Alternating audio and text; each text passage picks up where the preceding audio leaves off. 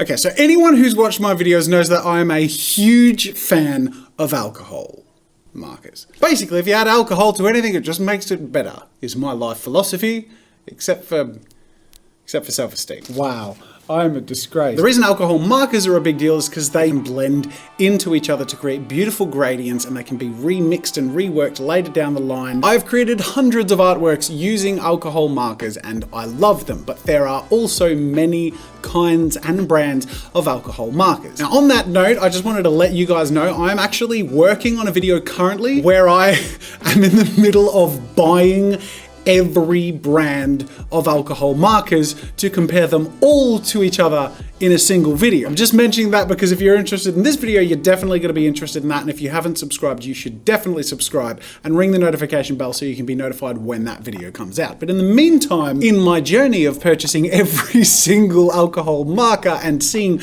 the large variety and quality that they come in, I have, I believe, determined what I think is the cheapest artist alcohol marker. So these are the Smart Color Art markers, for even saying it. Great branding. Good job, guys. They're a budget option and they come in at 37 cents per marker is the median price when you purchase a larger pack. And in this video, I'm going to be pitting them against the Copic markers that you've seen me use many times before. They are tried and true. They are an industry standard because they're great quality and they have great colors. They're expensive as hell. They are the most expensive alcohol marker. So they're not a great beginner option. But can the budget option offer similar results? Well, that's the question. Now, I've done something similar before using Wish markers, and I showed some comparisons against the Copic markers. That's a video you might be interested in too, by the way, so I'll link that in the description and in the card. But in that video, I mostly did some color tests and ink tests. I wanted to see how long the ink would last and did some sort of pigment comparisons. This video, I want to put them together artistically into a single artwork. I want to create one cool and unique artwork that is pretty evenly divided right down the middle. Most of the cheapest markers that you'll find vary from the Copic marker in one main way, and that is that though on one side both markers have a chisel tip, hey, that actually went down pretty well.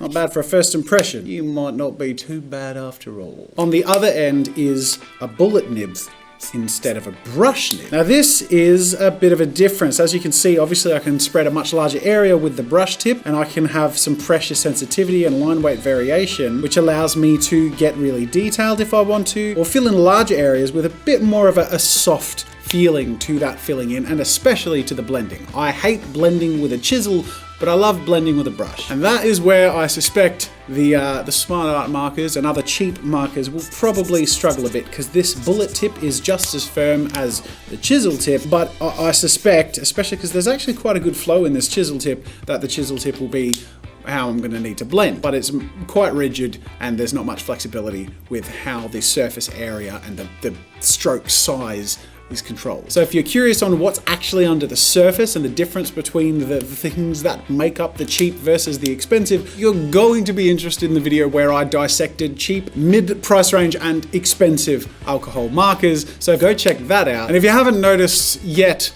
I am obviously on a bit of a crusade to know absolutely everything about every marker and know what stands where and what is the best and what has what to offer. I've even tried to invent markers using drinking alcohol, and I have a problem with alcohol markers, don't I? There's some deep-seated baggage here that I haven't acknowledged.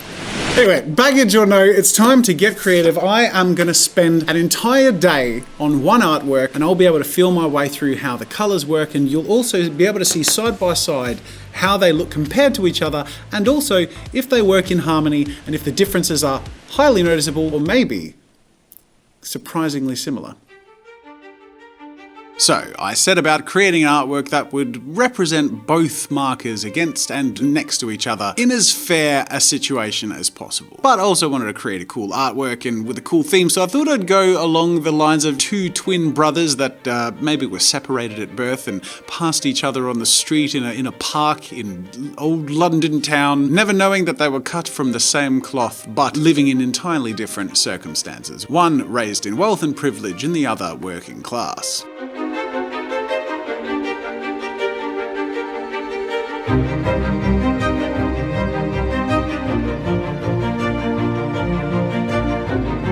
I wanted to make sure the characters looked identical enough that they would be obviously brothers or twins, but different enough that the characteristics of the markers, if they were very starkly different, it would make visual sense that they were aesthetically quite separated or different from each other. I also tried to lay out the clouds in a way so that there wasn't any joining area directly where the sky would be blending from one marker brand into another. Literally creating a line of separation between the two markers, so there's a really clear distinction there.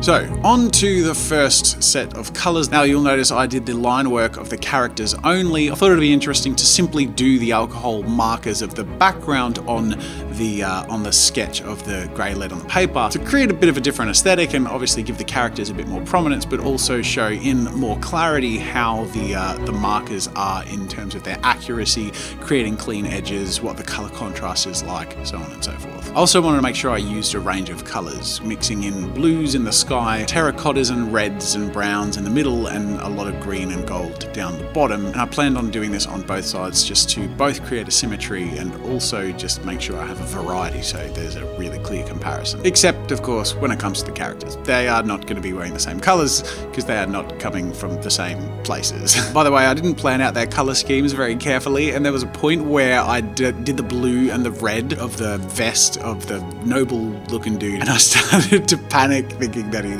looked a little bit like that Uncle Sam poster. Just a little bit too much of that, but fortunately when I added in some other colours and distracted with some tonal variation, it pulled it away from that enough to not be a problem. Now with our fancy schmancy aristocrat finished, it's time to move over to our working class lad over here on the right and my cheap markers. This was quite difficult to get clean lines and blends simply because there wasn't a brush. Just having the bullet nib and the chisel nib is really hard to work with. Now if you've seen that video where I dissect the markers, you'll sort of remember that I pointed out that the cheap marker had the bullet nib and the chisel nib, but it was a different brand, but they seem to be made of the same material. It's my theory that the brush nibs are just a little more expensive to develop and to implement, especially because they have to be made of different materials, and also to do them well is going to be a lot more costly from a manufacturing standpoint. So it obviously makes sense from their perspective to just go simple and cheap because they're creating simple and cheap markers. But in using them, it does make the experience a little more frustrating because it's hard to blend, it's hard to keep within lines, and it's hard to be accurate. Moving on to the character, this was where I started to struggle a little bit to find the tones, and I think a couple of things I'll point out as far as using the markers goes in terms of how it felt different from the Copics. One was I found myself trying the marker colors on the paper a lot more simply because the color on the lids was rarely accurate. I needed to see it on the paper because it wasn't representative of what the ink was. Then on top of that, for some reason, I kept mixing up the lids between markers more, and I don't know what it is that was making me do this. Maybe it was simply because I was trying so many more markers and holding the lids off as I switched between them sometimes. But it doesn't help that there is nothing, no writing or anything on the marker to indicate what color the actual marker is. So if you swap the lids entirely all around in your collection, good luck matching back to what they're meant to go to, because the lid's the only thing that's saying what the color of the marker is. Wrapping up my artwork, I tried to add a bit more contrast and filled in the rest of the character, but overall, obviously, the character on the right is just a little bit more brown and sepia in tone and a little less saturated, just because, I mean, at the end of the day, it would be a bit odd if he had very saturated clothes. He would look almost as noble as the nobleman, and we're trying to, I guess, create an actual artwork that makes sense at the same time here, so I hope that still works for you.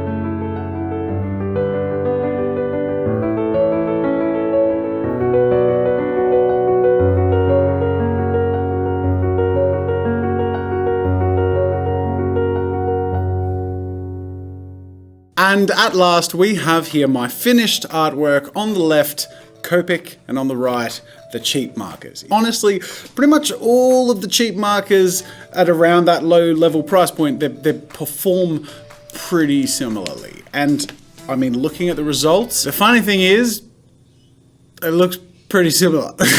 I was genuinely expecting a bit more disparity, but at a distant glance, they look pretty identical. It's really when you get into the finer details and when you start getting picky that you start to notice the difference. I'm going to identify what main differences these are that stand out to me, starting off with the pigmentation and the evenness of the saturation and spread. What I'm referring to here is, let's say here in the sky, when we have a clean, flat color, when we're layering colors in and over itself constantly and trying to blend and create a softer look. With the Copics and more expensive markers, you get a much more even gradient and you also get a much more even tone. Moving across here, you can see that it's a bit more speckly. It's almost like there are these tiny little white dots all throughout it. They're really hard to notice, but they are there, which means that when you're trying to go for a really even tone, that's when you're going to want something a little higher quality. Next is contrast. Now for the backgrounds, though I did sort of create a different thematic aesthetic on both sides to go with the theme of the picture, I wanted to try and match the colors left to right, at least in the background. And on the left here, as you can see, not only is there more color choice to try and get the tones that I'm looking for, but there's more contrast. So with the cheaper markers, there's less options because usually they just sell in packs of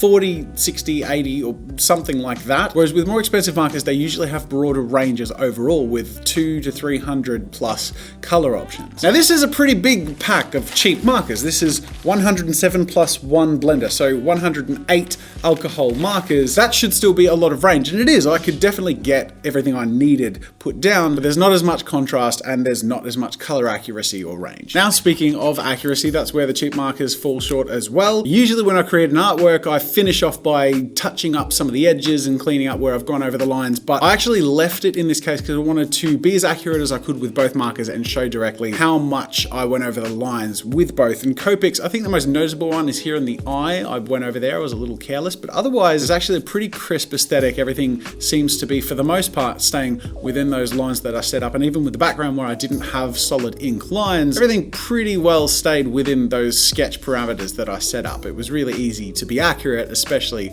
with that brush tip. As you can see with our lad here, we've gone over the lines quite a number of times and in a number of places, and it's only when you're looking really closely in at the details that it is noticeable. Here's pretty messy as well, with the red bleeding into the shirt and the arm. And as you can see with the background, I had a really hard time of maintaining really sharp and clean edges. And with that said, this is me being really, really picky. And I actually just am really picky, so it's worth just sharing those thoughts. But I am genuinely blown away by how harmoniously these marker brands work together, even though the price difference is so big, which should be, I'm hoping, really encouraging for people who are on a very tight budget but want to feel like they can work with premium art supplies. You can. You don't have to feel like you're excluded from some club of being able to make good art if you can only afford literally the cheapest marker on the market. You can do professional freelance work, you can do client work, you can create your profile, you can develop your skills with cheap or affordable art supplies. It's just worth, of course, noting that if you're looking for the long term or if you're picky, there's going to be a difference. And some of the longer term stuff, like how long the ink lasts or if you can replace nibs or refill the ink, all of those are factors as well. But if you're looking for a quick fix or something that'll be very gentle on the budget, there's definitely a place you can go to here. And I guess in theme with this piece, the moral of the story, I guess, is whether you're a Copic user or a cheapest art marker on the market user, we're not so different after all. I sincerely hope you guys have enjoyed this video, and if you did, please like it. That way other people will see it, and leave some comments down below as to what you would like to see me do with the thousands of markers that are going to be arriving on my doorstep soon, aside from the direct comparison of all of them, which is that's going to be an ordeal. But again, subscribe to see that coming out soon, and for more fun with art and creativity moving forward, hit that notification bell so you don't miss out. Otherwise, there are some more videos over there you're bound to enjoy. Thank you so much for watching, and until next time, I'll see you later.